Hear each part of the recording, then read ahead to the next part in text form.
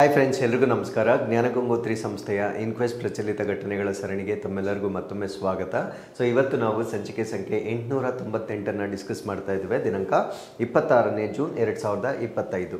So ಇವತ್ತಿನ ಅಪ್ಡೇಟ್ಸನ್ನು ತಿಳಿಯೋ ಮುನ್ನ ಕಳೆದ ಸಂಚಿಕೆ 2 ಪ್ರಶ್ನೆಗಳ ಸರಿ ಉತ್ತರಗಳು, ಪ್ರಶ್ನೆ ಸಂಖ್ಯೆ 1ಕ್ಕೆ ಆಪ್ಷನ್ ಬಿ ಮತ್ತು ಪ್ರಶ್ನೆ ಸಂಖ್ಯೆ 2ಕ್ಕೆ ಆಪ್ಷನ್ ಸಿ ಸರಿ ಉತ್ತರವಾಗಿರುತ್ತೆ. ಹಾಗಿದ್ರೆ ಇವತ್ತಿನ ಮೊದಲನೇ ಪ್ರಶ್ನೆಗೆ ಬರೋಣ. 1984ರಲ್ಲಿ ಬಾಹ್ಯಾಕಾಶಕ್ಕೆ ಹೋದ ಮೊದಲ ಭಾರತೀಯ ಯಾರು? Who was the first Indian to go to space in 1984? So ನಮ್ಮ ಭಾರತ ದೇಶದಿಂದ ಮೊಟ್ಟ ಮೊದಲ ಬಾರಿಗೆ ಸ್ಪೇಸ್ ಕಾರ್ಯಾಚರಣೆಗೆ ಹೋಗಿರ್ತಕ್ಕಂಥ ಮೊದಲ ವ್ಯಕ್ತಿ ಯಾರು? ಸೊ ಈ ಒಂದು ಘಟನೆ ನಡೆದಿರ್ತಕ್ಕಂಥದ್ದು 1984ರಲ್ಲಿ ನಡೆದಿರುತ್ತೆ. ಸೊ ಈ ಪ್ರಶ್ನೆಗೆ ಸರಿಯಾದ ಉತ್ತರ ರಾಕೇಶ್ ಶರ್ಮಾರವರು 1984ರಲ್ಲಿ ಸ್ಪೇಸ್ ಮಿಷನ್ ಅಲ್ಲಿ ಬಾಹ್ಯಾಕಾಶಕ್ಕೆ ಹೋಗಿರ್ತಕ್ಕಂಥ ನಮ್ಮ ಭಾರತ ದೇಶದ ಮೊದಲ ವ್ಯಕ್ತಿಯಾಗಿ ನಾವು ಅವರನ್ನ ಕನ್ಸಿಡರ್ ಮಾಡಬಹುದಾಗಿರುತ್ತೆ. ಸೊ ಈಗ ಇವರ ಬಗ್ಗೆ ನಾವು ಪ್ರಶ್ನೆಯನ್ನು ಕೊಡಲಿಕ್ಕೆ ಕಾರಣ ಏನು ಅಂದರೆ, ಸೊ ಇಷ್ಟು ವರ್ಷಗಳ ನಂತರ ನಮ್ಮ ಭಾರತ ದೇಶದ ವ್ಯಕ್ತಿ ಈಗ ಮತ್ತೊಮ್ಮೆ ಇನ್ನೊಂದು ಸ್ಪೇಸ್ ಕಾರ್ಯಾಚರಣೆಗೆ ಹೋಗಿರ್ತಾರೆ. ಸೊ ಆ ವ್ಯಕ್ತಿಯ ಬಗ್ಗೆ ಈ ಒಂದು ಆರ್ಟಿಕಲ್ ಅಲ್ಲಿ ಮತ್ತೆ ಯಾವ ಮಿಷನ್ಗಾಗಿ ಅವರು ಹೋಗಿದ್ದಾರೆ ಮತ್ತೆ ಈ ಒಂದು ಮಿಷನ್ನ ಪರ್ಪಸ್ ಏನು, ಸೊ ಎಲ್ಲವನ್ನ ಕೂಡ ಈ ಒಂದು ಆರ್ಟಿಕಲ್ ಅಲ್ಲಿ ನಾವು ಡಿಸ್ಕಸ್ ಮಾಡೋಣ. So after A gap of 41 years ಅಂದ್ರೆ 41 ವರ್ಷಗಳ ನಂತರ ರಾಕೇಶ್ ಶರ್ಮಾರವರು 1984 ಅಲ್ಲಿ ಮಾಡಿರ್ತಕ್ಕಂಥದ್ದು ಫಸ್ಟ್ ಮಿಷನ್ ಆಗಿರುತ್ತೆ. ಅಂದ್ರೆ 1984ರಲ್ಲಿ ನಮ್ಮ ಭಾರತ ದೇಶದ ವ್ಯಕ್ತಿ ರಾಕೇಶ್ ಶರ್ಮಾರವರು ಬಾಹ್ಯಾಕಾಶದ ಮಿಷನ್ಗೆ ಹೋಗಿರ್ತಕ್ಕಂಥ ಮೊದಲ ವ್ಯಕ್ತಿ ಆಗಿರ್ತಾರೆ. ಸೊ ಅದಾದ್ಮೇಲೆ 41 ವರ್ಷಗಳ ನಂತರ ಗ್ರೂಪ್ ಕ್ಯಾಪ್ಟನ್ ಆಗಿರ್ತಕ್ಕಂಥ ಸುಭಾಂಶು ಶುಕ್ಲಾ, ಸೊ ಇದು ಈಗ ಸುದ್ದಿಯಲ್ಲಿರ್ತಕ್ಕಂಥ ವ್ಯಕ್ತಿ ಆಗಿರ್ತಾರೆ. ಸೊ ಸುಭಾಂಶು ಶುಕ್ಲಾರವರು became the first Indian astronaut to reach international space station, ಅಂದ್ರೆ ಈ ಒಂದು ಅಂತಾರಾಷ್ಟ್ರೀಯ ಬಾಹ್ಯಾಕಾಶ ನಿಲ್ದಾಣ, ಇದನ್ನ ನಾವು ISS ಅಥವಾ ಇಂಟರ್ನ್ಯಾಷನಲ್ ಸ್ಪೇಸ್ ಸ್ಟೇಷನ್ ಅಂತ ಹೇಳ್ತೇವೆ. ಸೊ ಇದಕ್ಕೆ ತಲುಪಿರ್ತಕ್ಕಂಥ ನಮ್ಮ ಭಾರತ ದೇಶದ ಮೊಟ್ಟ ಮೊದಲ ವ್ಯಕ್ತಿಯಾಗಿ ನಾವು ನೋಡಬಹುದಾಗಿರುತ್ತೆ. ಸೊ ಈ ಒಂದು ಇನ್ಸಿಡೆಂಟ್ ನಡೆದು ಈಗ 41 ಇಯರ್ಸ್ ಗ್ಯಾಪ್ನ ನಂತರ ಈ ಒಂದು ಇನ್ಸಿಡೆಂಟ್ ನಮ್ಮ ಭಾರತ ದೇಶದ ವ್ಯಕ್ತಿಗೆ ಸಂಬಂಧಪಟ್ಟಂತೆ ಸೊ ಆಗಿರ್ತಕ್ಕಂಥ ಒಂದು ಅಪ್ಡೇಟ್ ಆಗಿರುತ್ತೆ. ಸೊ ಇವರು ಯಾವ ಒಂದು ಮಿಷನ್ ನ ಭಾಗವಾಗಿ ಹೋಗ್ತಾ ಇದ್ದಾರೆ ಅಂದ್ರೆ, ಸೊ ಇದನ್ನ ನಾವೇನಂತ ಕರಿತೀವಿ ಅಂದ್ರೆ ಆಕ್ಸಿಯಮ್ ಸ್ಪೇಸ್ AX4 ಮಿಷನ್ ಅಂತ ಹೇಳ್ತೇವೆ. ಸೊ ಇದು ಫಾಲ್ಕಾನ್ 9 ರಾಕೆಟ್ ನ ಮುಖಾಂತರ ನಾಸಾದ ಕೆನಡಿ ಸ್ಪೇಸ್ ಸೆಂಟರ್ ಇಂದ ಲಾಂಚ್ ಆಗಿರುತ್ತೆ. ಸೊ ಈ ಒಂದು ಫಾಲ್ಕಾನ್ 9 ರಾಕೆಟ್ ನ ಮುಖಾಂತರ ಆಕ್ಸಿಯಮ್ ಸ್ಪೇಸಸ್ AX4 ಮಿಷನ್ ಗಾಗಿ ನಮ್ಮ ಭಾರತ ದೇಶದ ವ್ಯಕ್ತಿ, ಇನ್ನು ಕೆಲವರು ಕೂಡ ಹೋಗಿದ್ದಾರೆ ಈ ಒಂದು ಮಿಷನ್ ಅಲ್ಲಿ. ಸೊ ನಮ್ಮ ಭಾರತ ದೇಶದ ವ್ಯಕ್ತಿ ಸುಭಾಂಶು ಶುಕ್ಲಾರವರು ಈ ಒಂದು ಮಿಷನ್ಗೆ ಸೊ ಈಗ ಹಾರಾಟ ಮಾಡಿರ್ತಕ್ಕಂಥದ್ದು ಸುದ್ದಿ ಆಗಿರುತ್ತೆ. ಹಾಗಿದ್ರೆ ಬೇರೆಯವರು ಯಾರ್ಯಾರು ಈ ಒಂದು ಮಿಷನ್ ನ ಭಾಗಿಯಾಗಿರ್ತಾರೆ ಅಂದ್ರೆ, ವೆಟರ್ನರ್ ಆಸ್ಟ್ರೋನಾಟ್ ಆಗಿರ್ತಕ್ಕಂಥ ಪೆಗ್ಗಿ ವಿಟ್ಸನ್ ಬಂದು USA ಮೂಲದವರಾಗಿರ್ತಾರೆ. ಅದಾದ್ಮೇಲೆ ಸ್ಲೋವೋಸ್ ವುಜಾನ್ಸ್ಕಿ ಅಂತ ಹೇಳ್ತೇವೆ, ಇವರು ಪೋಲ್ಯಾಂಡ್ ನವರಾಗಿರ್ತಾರೆ. ಟೈಬೋರ್ ಕಾಪು ಅಂತ ಇವರು ಹಂಗೇರಿಯರ್ ಆಗಿರ್ತಾರೆ.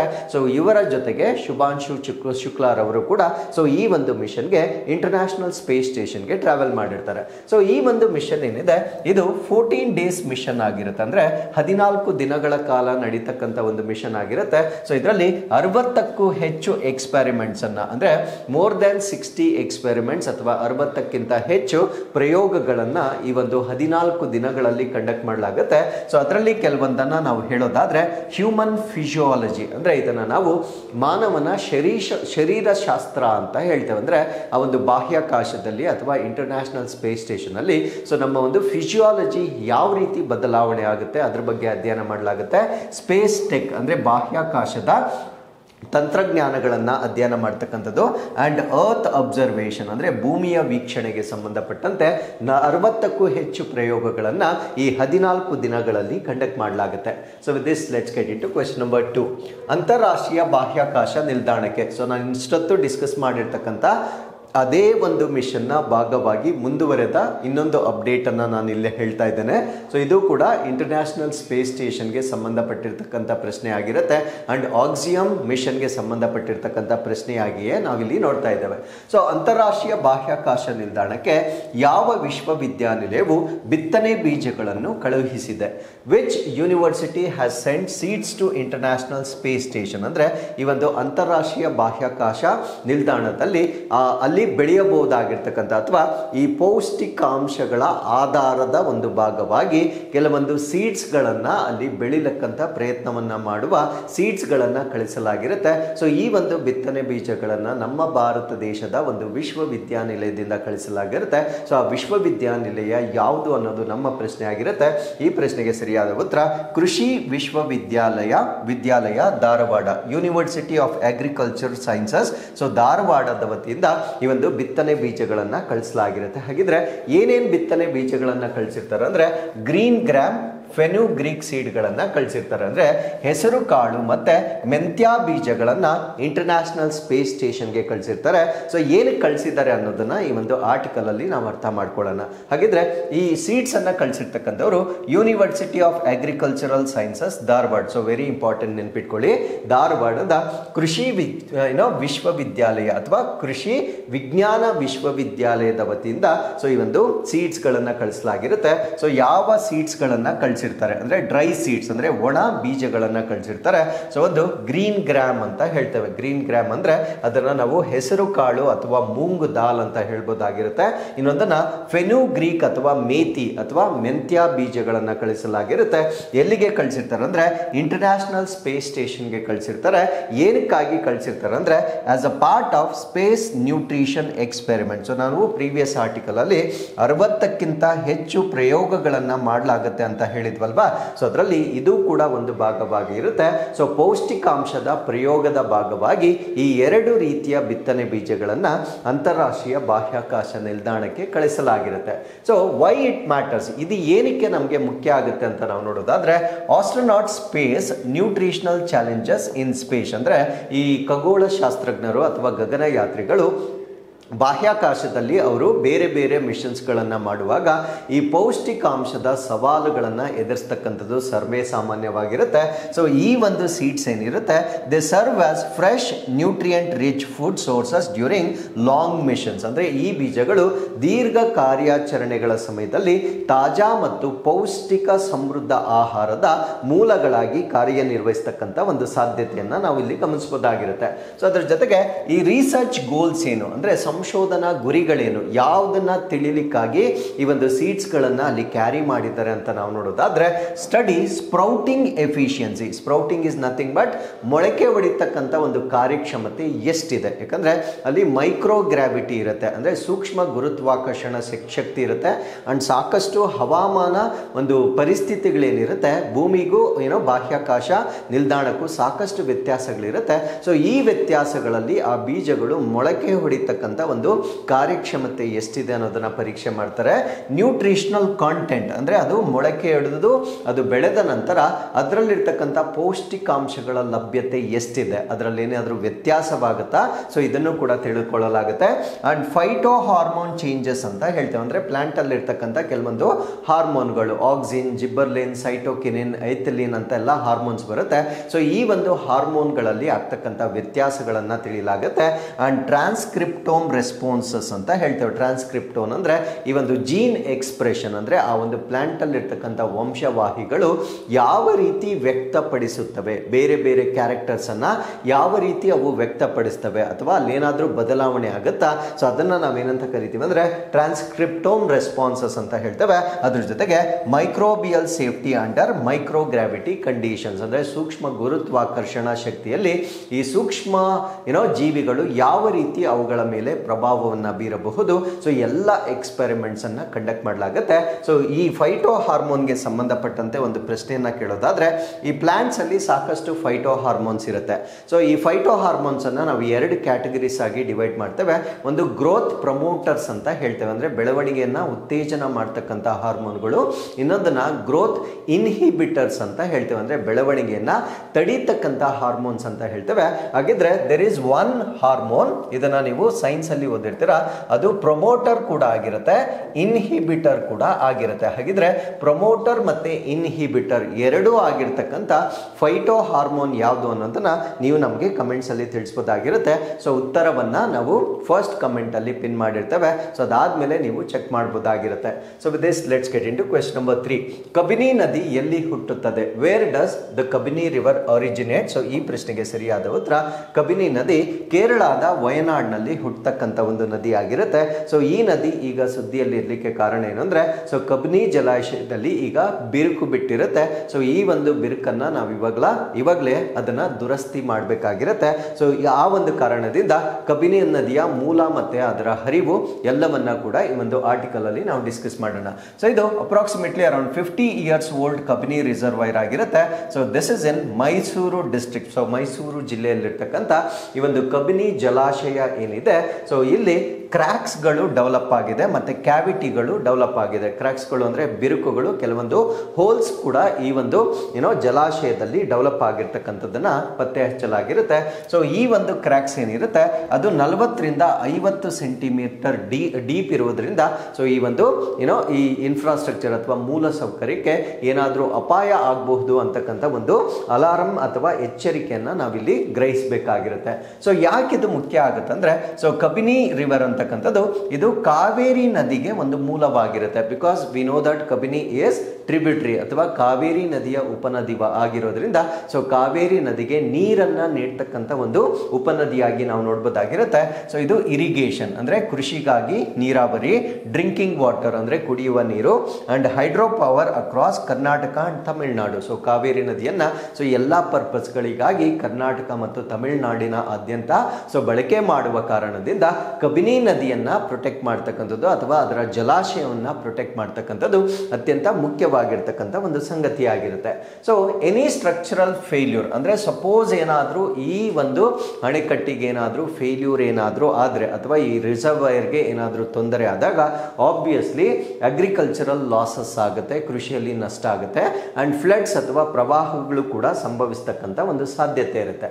ಸೊ ಈ ಸಮಸ್ಯೆ ಇವತ್ತು ನೆನೆಯದಲ್ಲ. According to the report last 12 years ಇಂದ ಈ ಒಂದು ಸಮಸ್ಯೆ ಇಲ್ಲಿ ಕಂಡು ಬಂದಿರತಕ್ಕಂಥದ್ದನ್ನ ನಾವು ನೋಡಬಹುದಾಗಿರುತ್ತೆ. ಬಟ್ ಇದುವರೆಗೂ ಯಾವುದೇ ರೀತಿಯ ಒಂದು ಸೀರಿಯಸ್ ರೆಸ್ಪಾನ್ಸ್ ಅನ್ನ ಅದಕ್ಕೆ ನೀಡಲಾಗಿಲ್ಲ.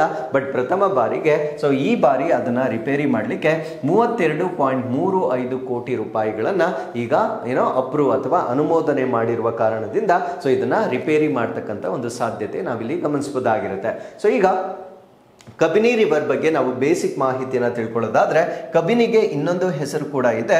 ಇದನ್ನ ನಾವೇನಂತ ಕರಿತೀವಿ ಅಂದ್ರೆ ಕಪಿಲಾ ರಿವರ್ ಅಂತ ಹೇಳ್ತೇವೆ. So this is one of the major tributaries of Kaveri ನದಿಯ ಉಪನದಿಗಳಲ್ಲಿ ಸೊ ಇದು ಕೂಡ ಒಂದು ಪ್ರಮುಖವಾದ ಉಪನದಿ ಅಂತ ಹೇಳ್ಬೋದಾಗಿರುತ್ತೆ.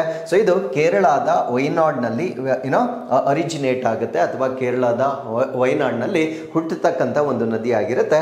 ಸೊ ಇದು ಈಸ್ಟ್ ವರ್ಡ್ ಅಥವಾ ಪೂರ್ವ ದಿಕ್ಕಿಗೆ ಹರಿತಕ್ಕಂಥ ಒಂದು ನದಿ ಆಗಿರುತ್ತೆ. ಸೊ ಕರ್ನಾಟಕಕ್ಕೆ ಇದು ಪೂರ್ವಕ್ಕೆ ಹರಿತಕ್ಕಂಥ ಒಂದು ನದಿಯಾಗಿ ನಾವು ನೋಡ್ಬೋದಾಗಿರುತ್ತೆ. ಸೊ ಇಲ್ಲಿ ನಾವು ಕರ್ನಾಟಕ ಮ್ಯಾಪ್ ಅನ್ನ ನೋಡ್ಬೋದು, ಇಲ್ಲಿ ನಾವು ಕೇರಳ ಮ್ಯಾಪ್ ಅನ್ನ ನೋಡ್ಬೋದು, ಈ ಕಡೆಯಿಂದ ನಾವು we can see Tamil Nadu map ಅನ್ನ ನೋಡ್ಬೋದಾಗಿರುತ್ತೆ.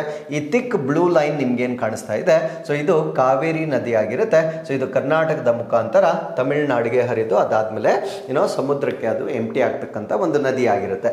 ಸೊ ಈ ಭಾಗದಲ್ಲಿ you can see here, so ಈ ಭಾಗದಲ್ಲಿ ಒಂದು ನದಿ ಕ್ರಿಯೇಟ್ ಆಗುತ್ತೆ. ಅದನ್ನೇ ನಾವೇನಂತ ಹೇಳ್ತೀವಿ ಅಂದ್ರೆ ಕಬಿನಿ ರಿವರ್ ಅಂತ ಹೇಳ್ತೇವೆ. ಸೊ ಕಬಿನಿ ರಿವರ್ ಪೂರ್ವಕ್ಕೆ ಹರಿದು ನಮ್ಮ ಕಾವೇರಿಗೆ ಜಾಯಿನ್ ಆಗ್ತಕ್ಕಂಥ ಒಂದು ನದಿ ಆಗಿರುತ್ತೆ. ಈ ಭಾಗದಲ್ಲಿ ಒಂದು ರಿಸರ್ವೈರ್ ಅನ್ನ ಅವರು ಡೆವಲಪ್ ಮಾಡಿರ್ತಾರೆ. ಸೊ ಈಗ ಬಿರುಕು ಬಂದಿರತಕ್ಕಂಥದ್ದು ಈ ಒಂದು ರಿಸರ್ವೈರ್ ನಲ್ಲಿ ಬಂದಿರತಕ್ಕಂಥ ಬಿರುಕಾಗಿ ನೋಡ್ಬೋದಾಗಿರುತ್ತೆ. ಸೊ ಅದೇ ರೀತಿ ಕಾವೇರಿಗೆ ಸಂಬಂಧಪಟ್ಟಂತೆ ಅನೇಕ ಜಲಾಶಯಗಳನ್ನ ನಾವು ನೋಡ್ಬೋದಾಗಿರುತ್ತೆ. ಒಂದು ಹಾರಂಗಿ ಅಂತ ಬರುತ್ತೆ, ಹೇಮಾವತಿ ಬರುತ್ತೆ, ಕೃಷ್ಣರಾಜ ಸಾಗರ ಅಂತ ಬರುತ್ತೆ. ಸೊ ಇವೆಲ್ಲ ಕೂಡ ಕಾವೇರಿ ನದಿಯನ್ನ ವ್ಯವಸ್ಥಿತವಾಗಿ ಬಳಕೆ ಮಾಡಿಕೊಳ್ಳಿಕ್ಕೆ ಮಾಡಿರ್ತಕ್ಕಂಥ ಒಂದು ಜಲಾಶಯಗಳಾಗಿ ನಾವು ನೋಡ್ಬೋದಾಗಿರುತ್ತೆ. ಸೊ ಕಬಿನಿ ಡ್ಯಾಮ್ ಏನಿದೆ ಇದನ್ನ ಬಿಲ್ಟ್ ಮಾಡಿರ್ತಕ್ಕಂಥದ್ದು 1974 ಸೊ ಈ ಒಂದು ಅಣೆಕಟ್ಟನ್ನ ಕಟ್ಟಲಾಗಿರುತ್ತೆ ನಿಯರ್ ಬೀಚನಹಳ್ಳಿ ವಿಲೇಜ್. ಅಂದ್ರೆ ಯಾವ ಗ್ರಾಮದ ಬಳಿ ಬರುತ್ತೆ ಅಂದ್ರೆ ಬೀಚನಹಳ್ಳಿ ಗ್ರಾಮದ ಬಳಿ ಬರುತ್ತೆ. ಸೊ ಯಾವ ತಾಲೂಕು ಅಂದ್ರೆ ಹೆಗ್ಗಡ ದೇವನ ಕೋಟೆ, HD ಕೋಟೆ ತಾಲೂಕಿನಲ್ಲಿ ಬರುತ್ತೆ. ಅಂಡ್ ಮೈಸೂರು ಡಿಸ್ಟ್ರಿಕ್ಟ್ ಅಥವಾ ಮೈಸೂರು ಜಿಲ್ಲೆಯಲ್ಲಿ ಬರ್ತಕ್ಕಂಥ ಅಣೆಕಟ್ಟಾಗಿ ನಾವು ಇದನ್ನ ಹೇಳ್ಬೋದಾಗಿರುತ್ತೆ. ಸೊ ಇದರ ಟೋಟಲ್ ಲೆಂತ್ ಅಥವಾ ಇದರ ಒಟ್ಟು ಉದ್ದ 696 ಮೀಟರ್ ಉದ್ದ ಇರ್ತಕ್ಕಂಥ ಒಂದು ಅಣೆಕಟ್ಟಾಗಿರುತ್ತೆ. ಸೊ ಇದರ ಕ್ಯಾಚ್ಮೆಂಟ್ ಏರಿಯಾ ಅಂದ್ರೆ ಸೊ ಆ ಒಂದು ಅಣೆಕಟ್ಟಿನಿಂದ ಎಷ್ಟು ಬಯಲು ಪ್ರದೇಶಕ್ಕೆ ನೀರನ್ನ ಒದಗಿಸಬಹುದಾಗಿರುತ್ತೆ ಅಂದ್ರೆ 2,141.90 ಸ್ಕ್ವೇರ್ ಕಿಲೋಮೀಟರ್ಸ್ ಅಷ್ಟು ಕ್ಯಾಚ್ಮೆಂಟ್ ಏರಿಯಾವನ್ನ ಅಂದ್ರೆ ಈ ಒಂದು ನದಿ ಕ್ಯಾಚ್ಮೆಂಟ್ ಏರಿಯಾವನ್ನ ಹೊಂದಿರತಕ್ಕಂಥ ಒಂದು ವ್ಯಾಪ್ತಿ ಆಗಿರುತ್ತೆ. ಸೊ ಇದರ ಒಟ್ಟು ಸ್ಟೋರೇಜ್ ಕೆಪಾಸಿಟಿ ಎಷ್ಟಿರುತ್ತೆ ಅಂದರೆ 19.52 TMC ಅಷ್ಟು ನೀರನ್ನು ಅದು ಸಂಗ್ರಹ ಮಾಡ್ತಕ್ಕಂಥ ಕೆಪಾಸಿಟಿ ಇರುತ್ತೆ. ಸೊ ಇದು ಯಾವ ಟೈಪಲ್ಲಿ ಇದನ್ನು ಈ ಡ್ಯಾಮನ್ನು ನಿರ್ಮಾಣ ಮಾಡಿರ್ತಾರೆ ಅಂದರೆ ಮಸೋನ್ರಿ ಗ್ರಾವಿಟಿ ಡ್ಯಾಮ್ ವಿತ್ ಅರ್ದನ್ ಫ್ಲಾಂಕ್ಸ್ ಅಂತ ಹೇಳ್ತೀವಿ. ಅಂದರೆ ಮಣ್ಣಿನ ಪಾರ್ಶ್ವಗಳನ್ನು ಹೊಂದಿರತಕ್ಕಂಥ ಒಂದು ಕಲ್ಲಿನಿಂದ ಕಟ್ಟಲಾಗಿರ್ತಕ್ಕಂಥ ಗುರುತ್ವಾಕರ್ಷಣೀಯ ಅಣೆಕಟ್ಟು ಅಂತ ಹೇಳ್ತೇವೆ. ಅಂದರೆ ಆ ನೀರು ಫಾಲ್ ಆಗ್ತಕ್ಕಂಥದ್ದು ಗುರುತ್ವಾಕರ್ಷಣ ದಿಕ್ಕಿನ ಕಡೆಗೆ ಫಾಲ್ ಆಗ್ತಕ್ಕಂಥ ಒಂದು ಕಾನ್ಸೆಪ್ಟ್ನ ಆಧಾರದ ಮೇಲೆ ಈ ಒಂದು ಅಣೆಕಟ್ಟನ್ನು ನಿರ್ಮಾಣ ಮಾಡಲಾಗಿರುತ್ತೆ. ಸೊ ಯಾವ ಪರ್ಪಸ್ಗಾಗಿ ಈ ಒಂದು ಅಣೆಕಟ್ಟನ್ನು ಡೆವಲಪ್ ಮಾಡಿರ್ತಾರೆ ಅಂದರೆ ಪ್ರಾಥಮಿಕವಾಗಿ ಇರಿಗೇಷನ್ ಅಂದರೆ ಈ ಒಂದು ಕೃಷಿಗಾಗಿ ನೀರಾವರಿಯನ್ನು ಒದಗಿಸ್ತಕ್ಕಂಥದ್ದು, ಡ್ರಿಂಕಿಂಗ್ ವಾಟರ್ ಕುಡಿಯುವ ನೀರನ್ನು ಒದಗಿಸ್ತಕ್ಕಂಥದ್ದು. ಆದರೆ ಹೈಡ್ರೋ ಪವರ್ಗೆ ಇದನ್ನು ಬಳಕೆ ಮಾಡೋದಿಲ್ಲ. ಸೊ ಮೇಜರ್ ಆಗಿ ಇದನ್ನು ನೀರಾವರಿಗಾಗಿ ಮತ್ತು ಕುಡಿಯುವ ನೀರಿಗಾಗಿ ಡೆವಲಪ್ ಮಾಡಿರ್ತಕ್ಕಂಥ ಒಂದು ಅಣೆಕಟ್ಟಾಗಿರುತ್ತೆ.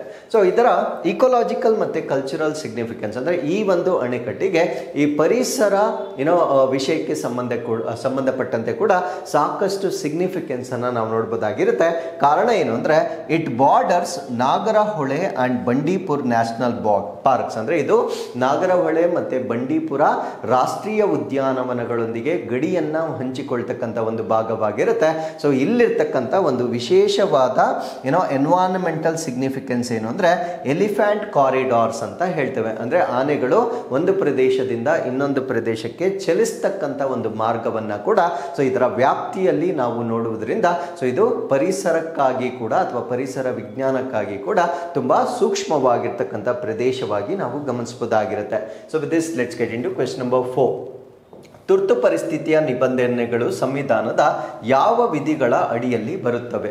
The emergency provisions are covered under which articles of the constitution? So ಈ ಪ್ರಶ್ನೆಗೆ ಸರಿಯಾದ ಉತ್ತರ ವಿಧಿ 352 ಮತ್ತು 360 ನಡುವೆ ಈ ಒಂದು ಎಮರ್ಜೆನ್ಸಿ ಪ್ರಾವಿಷನ್ಸ್ ಅನ್ನು ನಾವು ನೋಡಬಹುದಾಗಿರುತ್ತೆ.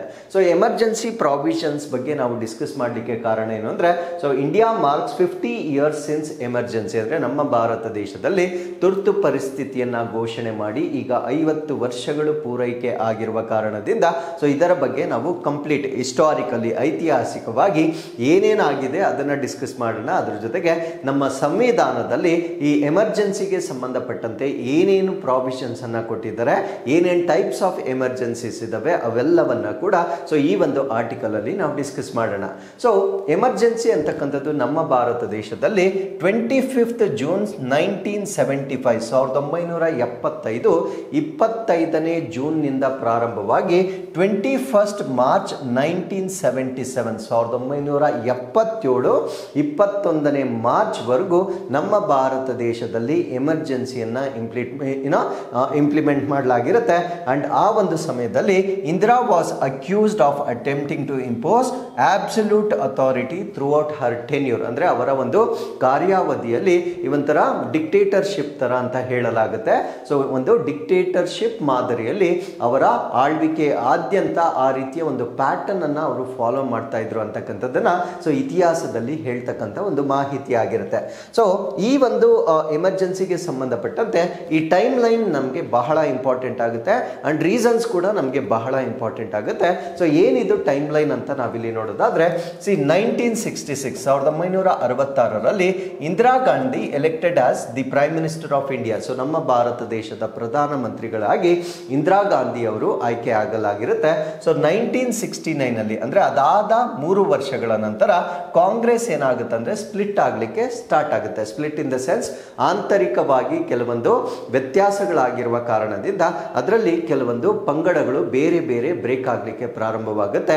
ಸೊ ಅದಾದ್ಮೇಲೆ ಏನಾಗುತ್ತೆ ಅಂದ್ರೆ 1971 ಅಲ್ಲಿ 1971ರಲ್ಲಿ Raj Narayan lodges complaint of electoral fraud against the Indira Gandhi. So Indira Gandhi ಅವರು ಚುನಾವಣೆಯಲ್ಲಿ ಅವರು ಫ್ರಾಡ್ ಮಾಡಿದ್ದಾರೆ ಅಥವಾ ಮೋಸ ಮಾಡಿದ್ದಾರೆ ಅಥವಾ ರಿಗ್ಗಿಂಗ್ ಅನ್ನ ಮಾಡುವ ಮುಖಾಂತರ ಅವರು ಚುನಾವಣೆಯಲ್ಲಿ ಗೆದ್ದಿದ್ದಾರೆ ಅನ್ನೋ ಒಂದು ಕಾರಣಕ್ಕಾಗಿ ಸೊ ರಾಜ್ ನಾರಾಯಣ್ ಅವರು ಕಂಪ್ಲೇಂಟ್ ಮಾಡ್ತಾರೆ ಅಥವಾ ಅವರ ಮೇಲೆ ಒಂದು ಕಂಪ್ಲೇಂಟ್ ಅನ್ನ ಲಾಂಚ್ ಮಾಡ್ತಕ್ಕಂಥದ್ದನ್ನ 1971 ಅಲ್ಲಿ ಅಥವಾ 1971ರಲ್ಲಿ ಅವರ ಮೇಲೆ ದೂರನ್ನ ದಾಖಲು ಮಾಡ್ತಾರೆ. ಸೊ ಅದಾದ್ಮೇಲೆ between 1973 and 75 1973ರಿಂದ 75ರವರೆಗೆ there was political unrest against the Indira government due to unemployment, inflation ಮತ್ತೆ ಆಯಿಲ್ ಕ್ರೈಸಿಸ್. ಅಂದರೆ ನಿರುದ್ಯೋಗ ಸಮಸ್ಯೆ, ಇನ್ಫ್ಲೇಷನ್, ಹಣದುಬ್ಬರ ಅಂದರೆ ವಸ್ತುಗಳ ಬೆಲೆ ಏರಿಕೆ, ಮತ್ತು ಈ ಕಚ್ಚಾ ತೈಲ ಅಥವಾ ಈ ಒಂದು ತೈಲದ ಒಂದು ಬಿಕ್ಕಟ್ಟಿನ ಆಧಾರದ ಮೇಲೆ ಸಾಕಷ್ಟು ಪೊಲಿಟಿಕಲ್ ಅನ್ರೆಸ್ಟ್ ಇರುತ್ತೆ. ಅಂದರೆ ರಾಜಕೀಯವಾಗಿ ಸಾಕಷ್ಟು ಅಡಚಣೆಗಳನ್ನು ನಾವು 1973ರಿಂದ 75ರವರೆಗೆ ನಾವು ನೋಡ್ಬೋದಾಗಿರುತ್ತೆ.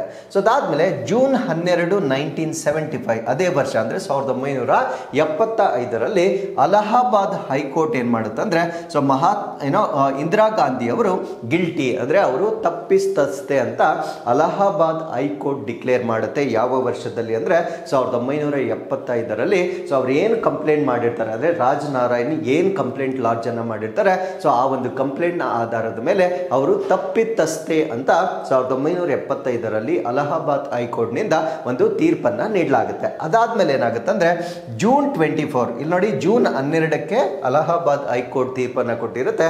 ಸೊ ಅದಾದ್ಮೇಲೆ ಜೂನ್ 24, 1975 ಅಂದ್ರೆ ಹೆಚ್ಚು ಕಮ್ಮಿ 12 ದಿನಗಳ ಒಂದು ಗ್ಯಾಪ್ ನಲ್ಲಿ supreme court rules that MP privileges to no longer apply to Gandhi. So supreme court ಏನ್ ಹೇಳುತ್ತೆ ಅಂದ್ರೆ ಸೊ MP privileges ಅಂದ್ರೆ ಅವ್ರಿಗಿರ್ತಕ್ಕಂಥ ಕೆಲವೊಂದು ಸವಲತ್ತುಗಳೇನಿರ್ತವೆ ಆ ಎಲ್ಲಾ ಸವಲತ್ತುಗಳಿಗೆ ಅವರು ಇನ್ಮೇಲೆ ಅರ್ಹರಿರುವುದಿಲ್ಲ ಎಂದು ಸುಪ್ರೀಂ ಕೋರ್ಟ್ ಕೂಡ ತನ್ನ ಒಂದು ವರ್ಡಿಕ್ಟ್ ಅನ್ನ ನೀಡಲಾಗುತ್ತೆ. ಸೊ ಅದಾದ್ಮೇಲೆ ಏನಾಗುತ್ತೆ, ಜೂನ್ 24ಕ್ಕೆ ಸುಪ್ರೀಂ ಕೋರ್ಟ್ ವರ್ಡಿಕ್ಟ್ ಕೊಡುತ್ತೆ. ಅದಾದ ನೆಕ್ಸ್ಟ್ ದಿನ ಜೂನ್ 25, 1975ರಂದು declaration of emergency by president Fakhruddin Ali Ahmed on the advice of the Indira Gandhi. So Indira Gandhi ಅವರ ಒಂದು ಅಡ್ವೈಸ್ ನ ಆಧಾರದ ಮೇಲೆ ಆಗ ಪ್ರೆಸಿಡೆಂಟ್ ಅಥವಾ ರಾಷ್ಟ್ರಪತಿಗಳಾಗಿದ್ದಂತಹ ಫಕ್ರುದ್ದೀನ್ ಆಲಿ ಅಹ್ಮದ್ ರವರು ಏನ್ ಮಾಡ್ತಾರೆ ಅಂದ್ರೆ ಎಮರ್ಜೆನ್ಸಿಯನ್ನ ಘೋಷಣೆ ಮಾಡ್ಬಿಡ್ತಾರೆ.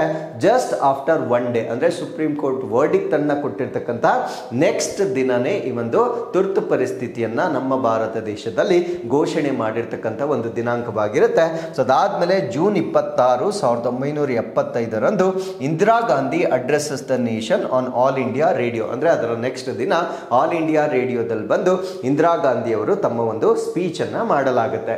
ಸೊ ಅದಾದ್ಮೇಲೆ the proclamation came shortly after the Raj Narayan verdict in which Allahabad High Court found Indira Gandhi guilt of electoral malpractice. ಅಂದ್ರೆ ಈ ಒಂದು ಚುನಾವಣೆಯಲ್ಲಿ ಸೊ ಒಂದು ಮಾಲ್ ಪ್ರಾಕ್ಟೀಸ್ ಆಗಿದೆ ಅಥವಾ ದೋಷಪೂರಿತವಾಗಿದೆ ಅಂತಕ್ಕಂಥ ವರ್ಡಿಕ್ಟ್ ಅನ್ನ ಕೊಟ್ಟಿದ ಕೂಡಲೇ ಸೊ ಈ ಒಂದು ಎಮರ್ಜೆನ್ಸಿಯನ್ನ ಇಂಪ್ಲಿಮೆಂಟ್ ಮಾಡಿರ್ತಕ್ಕಂಥದ್ದು it sounds like non constitutional, ಅಂದ್ರೆ ಸಂವಿಧಾನಕ್ಕೆ ಧಕ್ಕೆಯನ್ನ ತರುವ ರೀತಿಯಲ್ಲಿ ಮಾಡಿರ್ಬೋದು ಅಂತಕ್ಕಂಥ ಒಂದು ಕಾನ್ಸೆಪ್ಟ್ ಅನ್ನ ನಾವಿಲ್ಲಿ ನೋಡ್ಬೋದಾಗಿರುತ್ತೆ. ಸೊ ಈ ಒಂದು ಸಮಯದಲ್ಲಿ ಈ ಪೊಲಿಟಿಕಲ್ ಅಪೋನೆಂಟ್ಸ್ ಯಾರಿರ್ತಾರೆ ಅಂದ್ರೆ ಅವರ ವಿರುದ್ಧವಾಗಿರ್ತಕ್ಕಂಥ ರಾಜಕೀಯ ನಾಯಕರು ಯಾರಿರ್ತಾರೆ ಸೊ ಅವರನ್ನೆಲ್ಲ ಅರೆಸ್ಟ್ ಮಾಡಲಾಗುತ್ತೆ.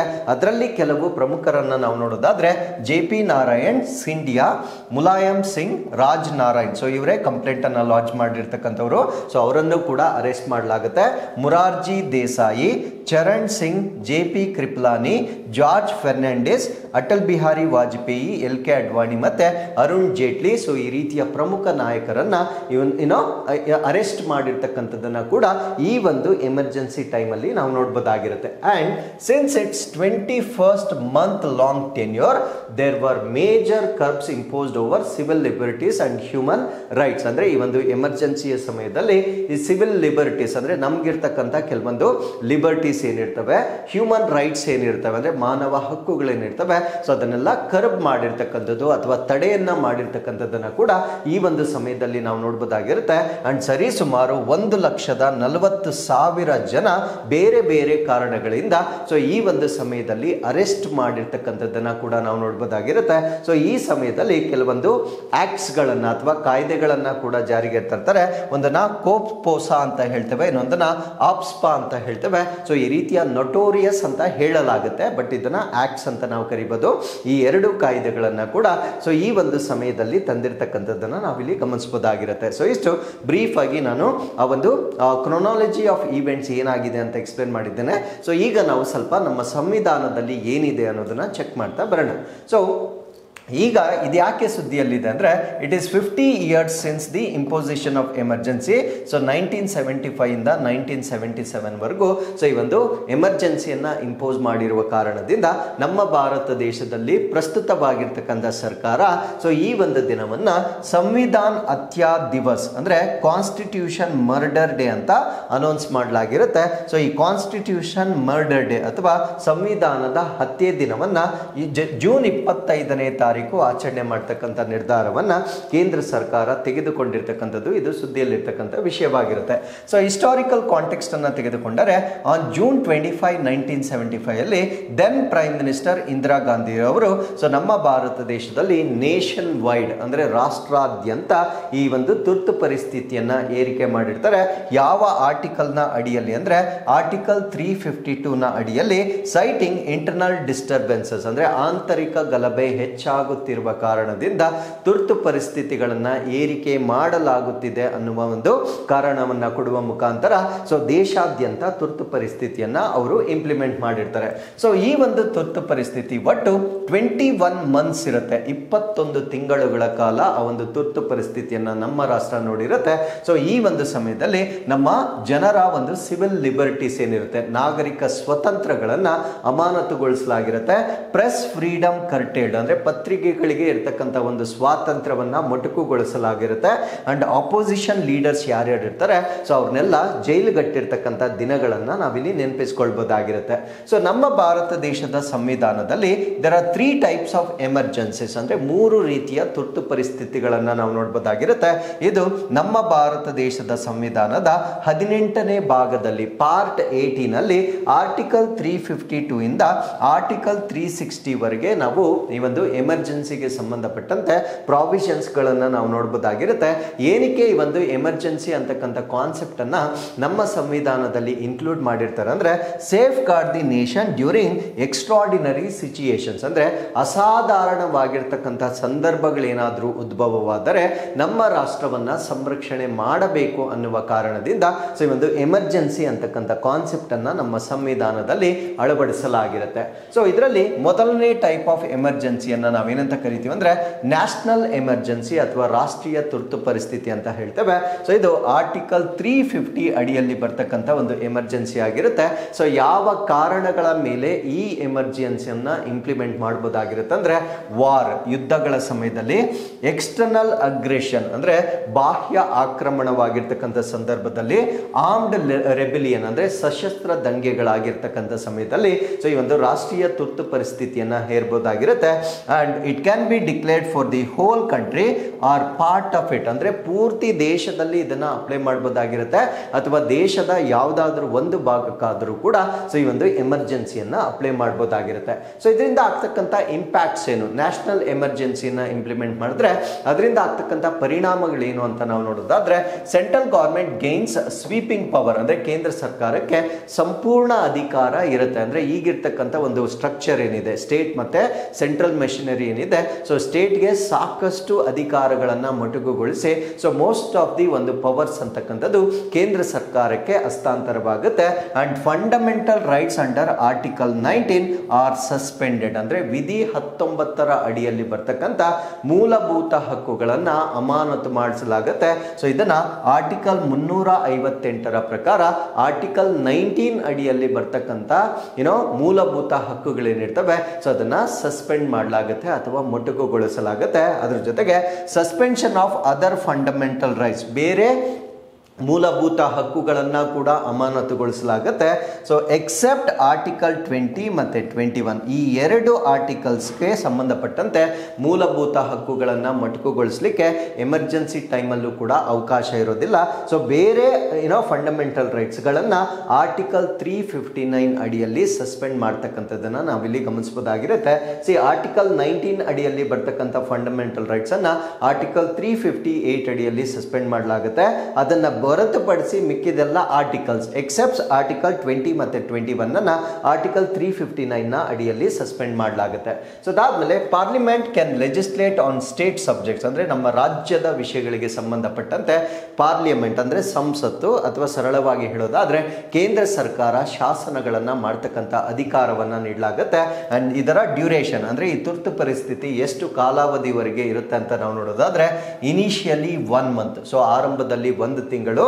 ಅದಾದ್ಮೇಲೆ it is renewable every 6 months with parliament approval, ಅಂದ್ರೆ ಸಂಸತ್ತಿನ ಅನುಮೋದನೆಯ ಆಧಾರದ ಮೇಲೆ ಪ್ರತಿ 6 ತಿಂಗಳಿಗೊಮ್ಮೆ ಇದನ್ನ ನವೀಕರಣಗೊಳಿಸ್ತಕ್ಕಂಥದ್ದು ಕೂಡ ಸಾಧ್ಯತೆ ಇರುತ್ತೆ.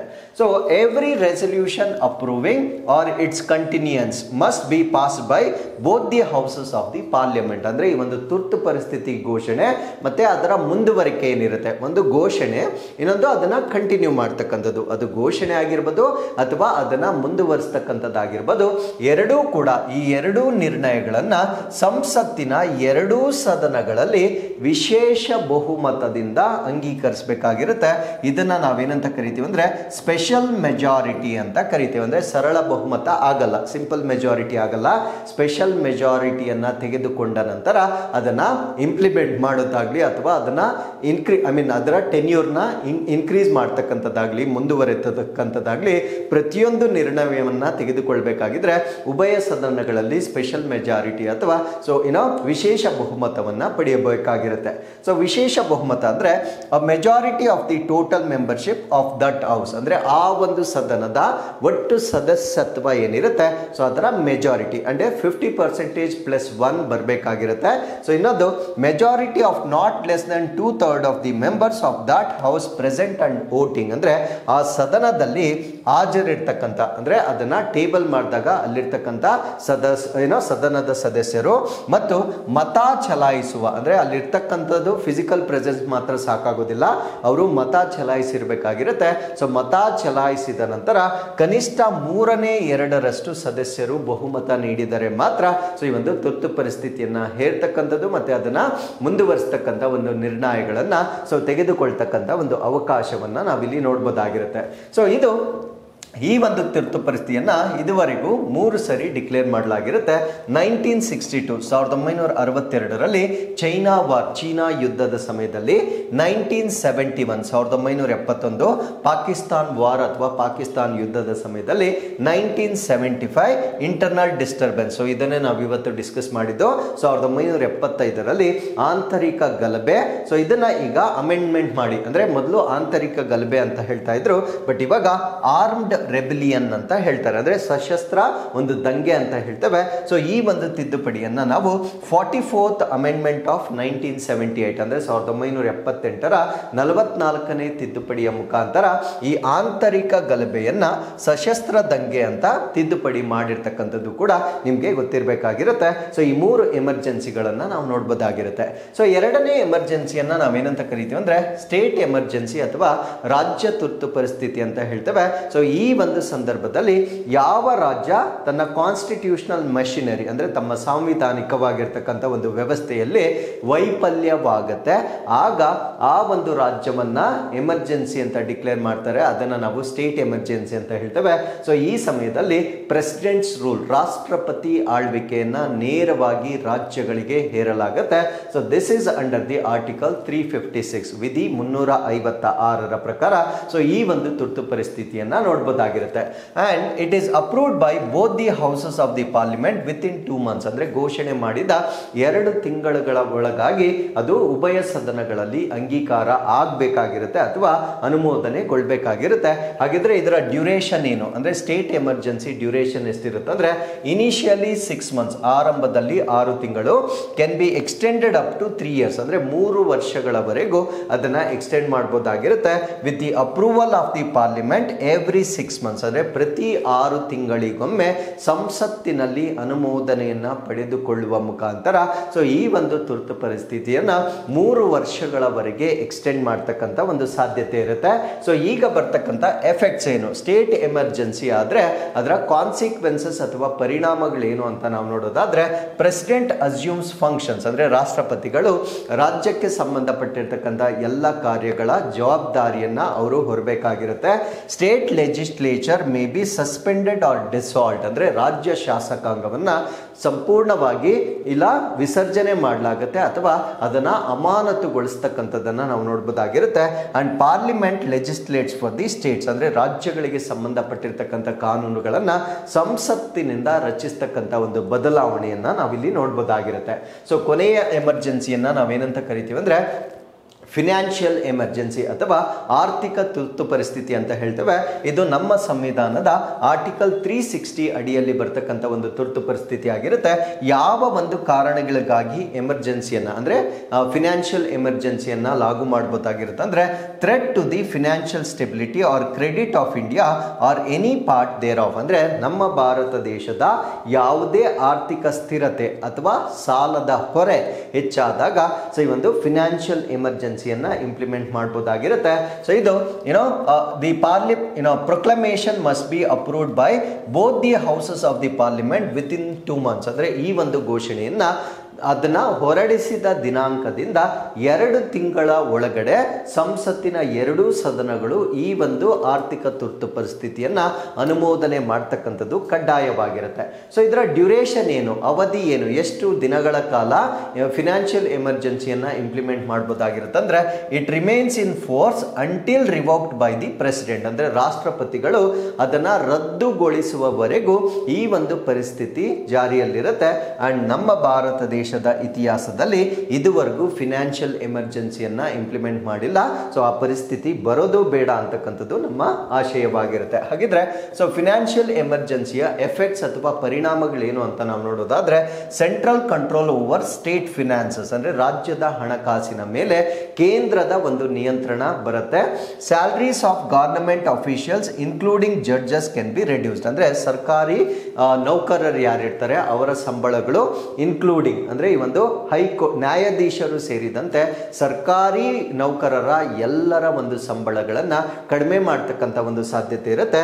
ಮನಿ ಬಿಲ್ಸ್ ರಿಕ್ವೈರ್ ಪ್ರೆಸಿಡೆನ್ಷಿಯಲ್ ಅಪ್ರೂವಲ್, ಅಂದರೆ ಹಣಕಾಸು ಮಸೂದೆಗಳಿಗೆ ರಾಷ್ಟ್ರಪತಿಗಳ ಅನುಮೋದನೆ ಅಗತ್ಯವಾಗುತ್ತೆ. ಸೊ ಇಷ್ಟು ಈ ಒಂದು ಎಮರ್ಜೆನ್ಸಿಗೆ ಸಂಬಂಧಪಟ್ಟಂತೆ ಗೊತ್ತಿರಬೇಕಾಗಿರುತ್ತೆ. So with this let's get into question number 5. ಯಾವ ರಾಜ್ಯವು ತನ್ನ ಮೊದಲ ಪರಮಾಣು ವಿದ್ಯುತ್ ಸ್ಥಾವರವನ್ನು ಆಯೋಜಿಸಲಿದೆ? So which state is set to host its first ever nuclear power plant? So ಈ ಪ್ರಶ್ನೆಗೆ ಸರಿಯಾದ ಉತ್ತರ ಬಿಹಾರ ರಾಜ್ಯ ತನ್ನ ಮೊಟ್ಟ ಮೊದಲ ಸೊ ಈ ಒಂದು ಫಸ್ಟ್ ನ್ಯೂಕ್ಲಿಯರ್ ಪವರ್ ಪ್ಲಾಂಟ್ ಅನ್ನ ಈಗ ಡೆವಲಪ್ ಮಾಡ್ತಾ ಇದೆ. ಸೊ ಈ ಒಂದು ನ್ಯೂಕ್ಲಿಯರ್ ಪವರ್ ಪ್ಲಾಂಟ್ ಅನ್ನ first ever nuclear power plant based on small modular reactor technology, ಅಂದರೆ ಇಲ್ಲಿ ಬಳಕೆ ಮಾಡ್ತಾ ಇರ್ತಕ್ಕಂಥ ತಂತ್ರಜ್ಞಾನವನ್ನ ಸಣ್ಣ ಮಾಡ್ಯುಲರ್ ರಿಯಾಕ್ಟರ್ ತಂತ್ರಜ್ಞಾನ ಅಂತ ಹೇಳ್ತೇವೆ. ಸೊ ಈ ಒಂದು ತಂತ್ರಜ್ಞಾನ ಆಧಾರಿತವಾಗಿರ್ತಕ್ಕಂಥ ಮೊದಲ ಪರಮಾಣು ವಿದ್ಯುತ್ ಸ್ಥಾವರವನ್ನ ಬಿಹಾರದಲ್ಲಿ ಈಗ ಸ್ಥಾಪನೆ ಮಾಡ್ತಕ್ಕಂಥ ಒಂದು ನಿರ್ಧಾರವನ್ನ ತೆಗೆದುಕೊಳ್ಳಲಾಗಿರುತ್ತೆ. ಸೊ ಇದು this is a part of 20,000 crore nuclear energy mission. So ಅಂದ್ರೆ ನಮ್ಮ ಕೇಂದ್ರ ಸರ್ಕಾರದ ಬಜೆಟ್ ಅಲ್ಲಿ ಅನೌನ್ಸ್ ಮಾಡಿರ್ತಕ್ಕಂಥ 20,000 ಕೋಟಿ ಪರಮಾಣು ಇಂಧನ ಕಾರ್ಯಾಚರಣೆಯ ಭಾಗವಾಗಿ ಸೊ ಬಿಹಾರದಲ್ಲಿ ಈ ಒಂದು ನ್ಯೂಕ್ಲಿಯರ್ ಪವರ್ ಸ್ಟೇಷನ್ ಅನ್ನ ಡೆವಲಪ್ ಮಾಡ್ತಾ ಇದ್ದಾರೆ. ಸೊ ಈ ಒಂದು ನಿರ್ಣಯವನ್ನ ಯೂನಿಯನ್ ಬಜೆಟ್ 2025-26ರಲ್ಲಿ ನೀಡಲಾಗಿರುತ್ತೆ. ಸೊ ಈ ಒಂದು ಬಜೆಟ್ ನ ಪ್ರಕಾರ ಅಟ್ಲೀಸ್ಟ್ 1 ನ್ಯೂಕ್ಲಿಯರ್ ಪವರ್ ಪ್ಲಾಂಟ್ ಇನ್ ಎವರಿ ಸ್ಟೇಟ್, ಅಂದ್ರೆ ಪ್ರತಿ ರಾಜ್ಯದಲ್ಲೂ ಕನಿಷ್ಠ ಪಕ್ಷ 1 ಪರಮಾಣು ವಿದ್ಯುತ್ ಸ್ಥಾವರ ಇರಲೇಬೇಕು ಅಂತಕ್ಕಂಥ ಒಂದು ಧ್ಯೇಯದೊಂದಿಗೆ ಸೊ ಈ ಒಂದು ಪ್ರೋಗ್ರೆಸ್ ಅನ್ನ ನಾವಿಲ್ಲಿ ಗಮನಿಸಬಹುದಾಗಿರುತ್ತೆ. ಸೊ ಏನಕ್ಕೆ ನಾವು SMR ಗಳನ್ನ ಬಳಕೆ ಮಾಡ್ತೇವೆ? SMR ಅಂದ್ರೆ ನಾನು ಹೇಳಿದ್ದೇನೆ, ಸೊ ಇದನ್ನ ನಾವು ಸ್ಮಾಲ್ ಮಾಡ್ಯುಲರ್ ರಿಯಾಕ್ಟರ್ ಅಂತ ಹೇಳ್ತೇವೆ. ಸೊ ಇದರ ಬೆನಿಫಿಟ್ ಏನು ಅಂತ ನಾವು ನೋಡೋದಾದ್ರೆ ಕಾಂಪ್ಯಾಕ್ಟ್ ಅಂಡ್ ಮಾಡ್ಯುಲರ್ ಡಿಸೈನ್, ಅಂದ್ರೆ ತುಂಬಾ ಚಿಕ್ಕದಾಗಿರುತ್ತೆ, ಜಾಸ್ತಿ ನಮಗೆ ಜಿಯೋಗ್ರಫಿಕಲ್ ಏರಿಯಾ ಅವಶ್ಯಕತೆ ಇರೋದಿಲ್ಲ. Lower cost and faster development ಅಂದ್ರೆ ಡಿಪ್ಲಾಯ್ಮೆಂಟ್, ಅಂದ್ರೆ ವೆಚ್ಚ ಕಡಿಮೆ ಆಗುತ್ತೆ, ಬೇಗ ಅದನ್ನ ನಿಯೋಜನೆ ಮಾಡಬಹುದಾಗಿರುತ್ತೆ. ಎನ್ಹಾನ್ಸ್ಡ್ ಸೇಫ್ಟಿ ಅಂದ್ರೆ ಹೆಚ್ಚಿನ ಸುರಕ್ಷತೆ ಇರುತ್ತೆ. And ideal for smaller grids and semi urban area, ಅಂದ್ರೆ ನಗರಗಳಿಗಿಂತ ಸ್ವಲ್ಪ ಚಿಕ್ಕದಾಗಿರ್ತಕ್ಕಂಥ ಪ್ರದೇಶಗಳಿಗೆ ಇದು ಉತ್ತಮವಾಗಿರ್ತಕ್ಕಂಥ ಒಂದು ವ್ಯವಸ್ಥೆ ಆಗಿರುತ್ತೆ. ಸೊ ಈಗ ಸ್ಮಾಲರ್ ಮಾಡ್ಯುಲರ್ ರಿಯಾಕ್ಟರ್ ಟೆಕ್ನಾಲಜಿ ಬಗ್ಗೆ ತಿಳ್ಕೊಳ್ಳೋದಾದ್ರೆ it is safer, flexible and scalable alternative to traditional large nuclear plants, ಅಂದ್ರೆ ಸಾಂಪ್ರದಾಯಿಕವಾಗಿರ್ತಕ್ಕಂಥ ಪರಮಾಣು ಸ್ಥಾವರಗಳಿಗಿಂತ ಅತ್ಯಂತ ಈಸಿಯಾಗಿ ಹ್ಯಾಂಡಲ್ ಮಾಡಬಹುದಾಗಿರ್ತಕ್ಕಂಥ ಒಂದು ತಂತ್ರಜ್ಞಾನವಾಗಿರುತ್ತೆ. ಸೊ ಇಲ್ಲಿ nuclear fusion reactors with capacity up to 300 megavolts per unit. So ಅದರ ಕೆಪಾಸಿಟಿ ಎಷ್ಟು ಅಂದ್ರೆ 300 ಮೆಗಾವೋಲ್ಟ್ ಈಕ್ವಲೆಂಟ್ ಪರ್ ಯೂನಿಟ್ ಇದ್ರೆ ಅದನ್ನು ನಾವು ಸ್ಮಾಲ್ ಮಾಡ್ಯುಲರ್ ಮೋಲಾರ್ ರಿಯಾಕ್ಟರ್ ಅಂತ ಹೇಳ್ತೇವೆ.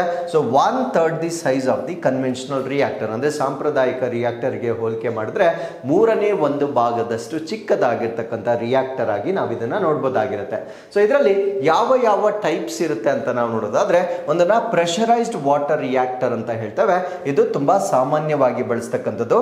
ಇನ್ನೊಂದನ್ನ ಮೋಲ್ಟನ್ ಸಾಲ್ಟ್ ರಿಯಾಕ್ಟರ್ ಅಂತ ಹೇಳ್ತೇವೆ, ಅಂದ್ರೆ ಕರಗಿದ ಉಪ್ಪು ರಿಯಾಕ್ಟರ್ಗಳು ಅಂತ ಹೇಳ್ತೇವೆ. ಸೊ ಇಲ್ಲಿ ಲಿಕ್ವಿಡ್ ಫ್ಯೂಯಲ್ ಅನ್ನ ಯೂಸ್ ಮಾಡಲಾಗುತ್ತೆ.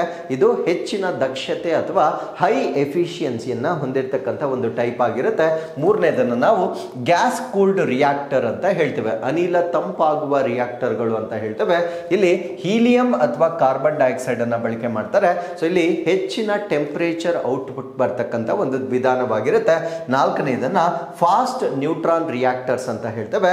ಇದು ಎಫಿಷಿಯಂಟ್ ಫ್ಯೂಯಲ್ ಯೂಸ್ ಮತ್ತೆ ಪೊಟೆನ್ಷಿಯಲ್ ಫಾರ್ ವೇಸ್ಟ್ ರೀಸೈಕ್ಲಿಂಗ್, ಅಂದ್ರೆ ತ್ಯಾಜ್ಯವನ್ನ ನಾವು ಮರುಬಳಕೆ ಮಾಡಲಿಕ್ಕೆ ಸೊ ಈ ಒಂದು ವೇಗದ ನ್ಯೂಟ್ರಾನ್ ರಿಯಾಕ್ಟರ್ ಏನಿದೆ ಸೊ ಇದು ಉತ್ತಮವಾಗಿರ್ತಕ್ಕಂಥ ಒಂದು ಮಾಡ್ಯೂಲ್ ಆಗಿರುತ್ತೆ. So with this let's get into question number 6.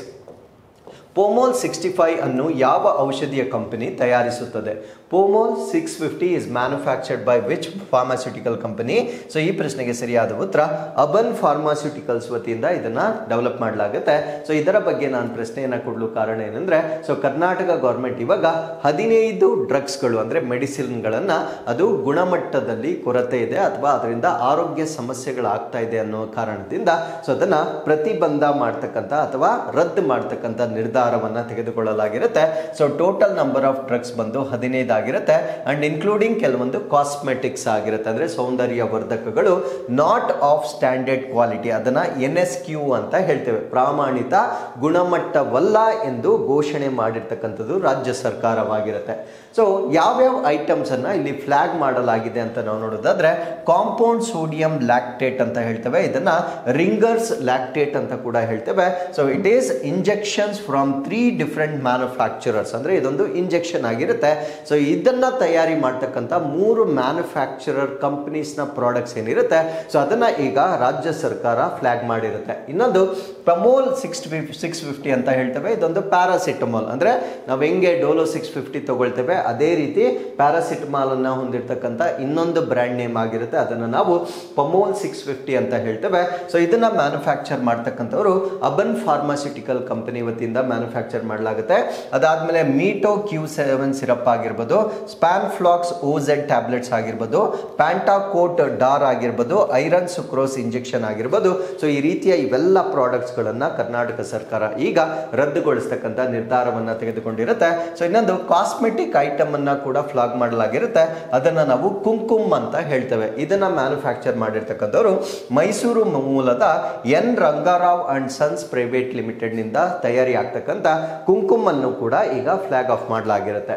So why it matters, ಏನಕ್ಕೆ ಇದು ಮುಖ್ಯ ಅಂತ ನಾವು ನೋಡೋದಾದ್ರೆ, ಸೊ ಕೆಲವೊಂದು ಹೆಲ್ತ್ ಇನ್ಸಿಡೆಂಟ್ಸ್ ನಡೆದಿರುತ್ತೆ. ಅಂದ್ರೆ ನಮ್ಮ ಕರ್ನಾಟಕದಲ್ಲಿ ಇತ್ತೀಚೆಗೆ ಈ ಮೆಟರ್ನಲ್ ಡೆತ್ಸ್ ಇನ್ ಬೆಳ್ಳಾರಿಯಲ್ಲಿ ಈ ತಾಯಂದಿರ ಮರಣವಾಗಿರ್ತಕ್ಕಂಥದ್ದನ್ನ ನೀವು ನ್ಯೂಸ್ಗಳಲ್ಲಿ ನೋಡಿರ್ತೀರಾ. ಸೊ ಇವೆಲ್ಲ ಕೂಡ ಈ ಒಂದು ಸಲ್ಯೂಷನ್ಸ್, ಅಂದ್ರೆ ಅಲ್ಲಿ ಬಳಕೆ ಮಾಡಿರ್ತಕ್ಕಂಥ ವಸ್ತುಗಳಿಂದ ಆಗಿರಬಹುದು ಅಂತಕ್ಕಂಥ ಒಂದು ಅಬ್ಸರ್ವೇಷನ್ ಮಾಡಿರುವ ಕಾರಣದಿಂದ ಏನು ಅದಕ್ಕೆ ಕಾರಣವಾಗಿರ್ತಕ್ಕಂಥ ಡ್ರಗ್ಸ್ ಇರುತ್ತೆ ಸೊ ಅದನ್ನ ಬ್ಯಾನ್ ಮಾಡ್ತಕ್ಕಂಥ ನಿರ್ಧಾರವನ್ನ ತೆಗೆದುಕೊಳ್ಳಲಾಗಿರುತ್ತೆ. So issue of substandard 4 solutions in Karnataka, particularly ಈ ರಿಂಗರ್ಸ್ ಲ್ಯಾಕ್ಟೇಟ್ ಏನಿದೆ, ಈ ರಿಂಗರ್ಸ್ ಲ್ಯಾಕ್ಟೇಟ್ ಇಂಜೆಕ್ಷನ್ ಏನಿದೆ, ಇದು ಈ ಒಂದು ಟ್ರಾಜಿಡಿಗೆ ಪ್ರಮುಖವಾಗಿರ್ತಕ್ಕಂಥ ಕಾರಣ ಅಂತ ಹೇಳಲಾಗ್ತಾ ಇದೆ. So Bellary district hospital reported sudden spike in maternal deaths, ಅಂದ್ರೆ ಆ ಒಂದು ತಾಯಂದಿರ ಮರಣ ಇದ್ದಕ್ಕಿದ್ದಾಗೆ ಹೆಚ್ಚಾಗಿರುವ ಕಾರಣದಿಂದ ಸೊ ಎಲ್ಲ ಒಂದು ಇನ್ವೆಸ್ಟಿಗೇಷನ್ ಅನ್ನ ಈಗ ಮಾಡಲಾಗಿರುತ್ತೆ. So 7 women developed acute kidney injury, so 7 ಜನ ಮಹಿಳೆಯರಿಗೆ ಕಿಡ್ನಿ ಅಪಾಯ ಆಗಿರುತ್ತೆ. ಮಲ್ಟಿ ಆರ್ಗನ್ ಡಿಸ್ಫಂಕ್ಷನ್, ಅಂದ್ರೆ ಅನೇಕ ಅಂಗಗಳ ಒಂದು ವೈಫಲ್ಯ ಆಗಿರುತ್ತೆ. ಸೊ 4 ಆಫ್ ದೆಮ್ ಡೈಡ್, 4 ಜನ ಅದರಲ್ಲಿ ಇವನ್ ಮರಣವನ್ನ ಕೂಡ ಹೊಂದಲಾಗಿರುತ್ತೆ.